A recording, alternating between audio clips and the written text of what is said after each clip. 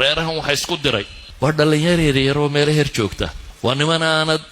arigaaga ku aaminteen inay ku raaco ayaa mustaqbal umadeed ka talinaya iyo itijaaha dadku yeelanaya siyaasiga iyo dhankay u soconayaan iyo waxanba wiil yar oo laga yaabo ma inuu sakhraayay ama aanu nolosha ugu yaraan xataa haddaynu idhaahno waxa kaloo dhan uu ka nabad galay aan ahayn qof aqoon leh wax laga dhagaysta ahayn waxaan uga dan leeyahay webpageskeena ama wixina ugu tirada badan leh haddii amad shay taafiha buu ka warramayaa kubad iyo wax la nooca ama macsi buu ka warramayaa hees iyo wax la nooca wixii intaa ka soo hadhaa kuwa ugu caansan baan eegay waa kuwa reeraha isku dira reer hebel ba maanta toban laga dilay reer hebel baa caynkana ku dhacday reer hebel baa cayn ku dhacay waa kuwa noocaasi ah kuwa yowga ugu caansan nin nimanka social media ka shaqeeyo cadaan ah ayaa nin sheekho wadaadii wuxuu igu yidhi oo ay kambaniye isugu yimaadaan shaqo ayaan idhi buu yidhi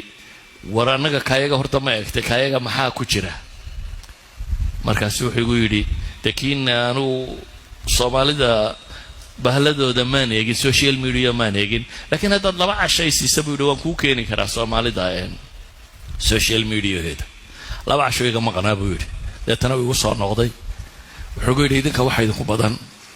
dadka madaxa ka xanuunsanaya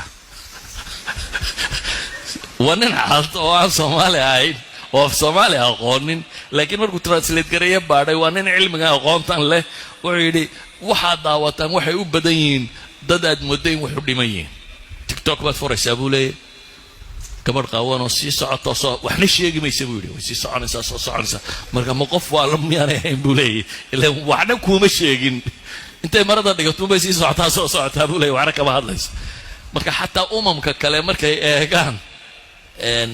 waxayna waxay u soo baxay saatan